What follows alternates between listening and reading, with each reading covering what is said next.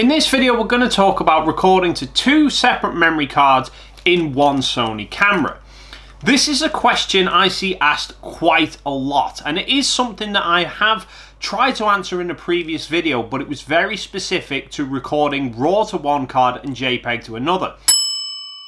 But I still get questions on that asking about recording different combinations of file formats to separate memory cards. So today we're going to go for a more in-depth look and hopefully answer all the questions at once. So certain Sony Alpha cameras, specifically the A9 series and the A7 series from the third generation onwards, come fitted with two memory card slots, so you can fit two SD cards in at the same time. Now you can have pretty much any combination of recording setup that you like, and I'm going to show you how to do them all in a moment. But you can have it recording everything to the first memory card and then switching to the second when the first one gets full. Or you can split it all up so you can have just stills go into one card and video go into the second card. You can have RAWs go into one card, JPEGs to another. You can have RAWs to both. You can have JPEGs to both. You can have RAW and JPEGs go into both. You can even have video going to both if you so desire.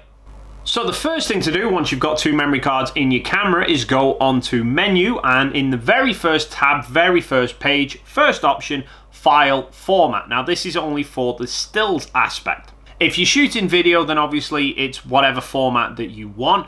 Unfortunately though, you can't record two different formats of video to separate cards. So you can't have, say, 4K 25p go into one card and 1080 100 FPS go into a second card. It has to be the same to both. Now for the stills aspect, you either want just RAW, just JPEG, or RAW and JPEG. Once you've chosen your file format and also your qualities for both of those formats as well, then tab across to tab 5, Setup. Go across to then page 6, Setup 6, and the very first option there, Record Media Settings. This is where we're going to tell the camera which cards we want what file formats to go to. And it even represents it on a little diagram here of slot 1 and slot 2. So the options we have: prioritize record media, recording mode, and auto switch media. Now auto switch media is for if you are shooting different formats to different cards. When one card fills up, do you want the camera to just stop recording that format, or do you want it to start recording to the second card? So for example, at the moment we have stills going to slot 1, video going to slot 2, and auto switch media is on. That means if I was recording video and card slot 2 was full, the camera would then start recording the extra video onto card 1. If that option was off, then when card 2 filled up, the camera would just stop recording. Prioritize recording media is saying, do we want slot 1 or slot 2 to be our main card? In this case for me, I've got it set to slot 1. But we're more interested in the recording mode. This is where the magic really happens. So at the moment we're set to sort, stills and video. So this is setting all my stills to go to slot 1 and all my video to go to slot 2. But in the menu tab, you can see we've got standard. This sets all stills and video to go to just the one card and leaves the second card as redundancy. We can have simultaneous stills, which means all our stills get duplicated onto both cards, but video only goes to our main card. We can have simultaneous video, which means that video gets duplicated to both cards at the same time, but our stills will only get recorded to our main card.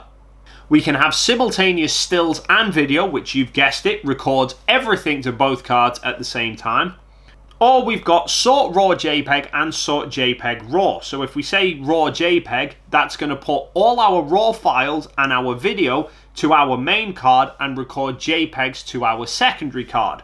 And if we go JPEG RAW, then it's going to put JPEGs and video to our main card and RAW to our second card. For me, I will generally vary how I set the camera up depending on what I'm shooting. For most small jobs, for commercial work and the likes, I will generally set it to record RAW uncompressed and record it to both cards at the same time. So I get two copies of all uncompressed RAW files.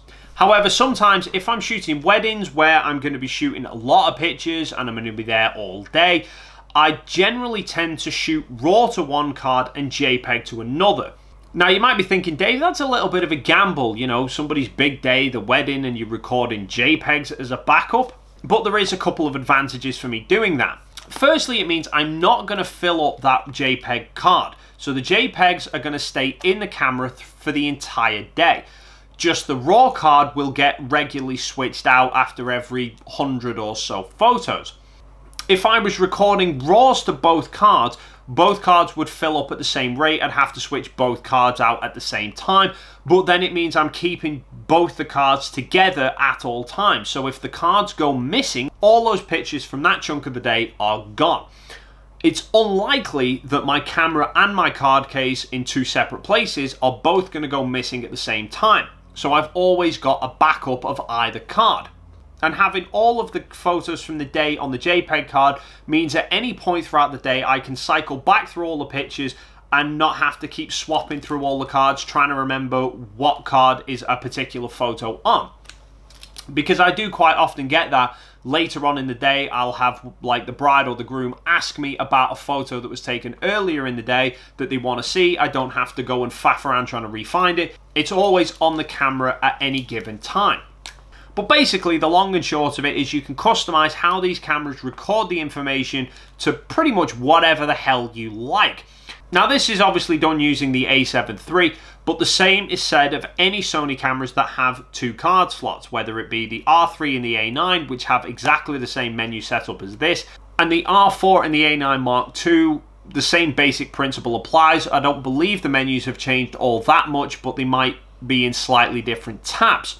But hopefully, if you were someone who's been asking that question, that's it answered. But as always, if you have any further questions or queries, comment box is down below. Thank you so much for stopping by, and hopefully, I'll see you in the next video.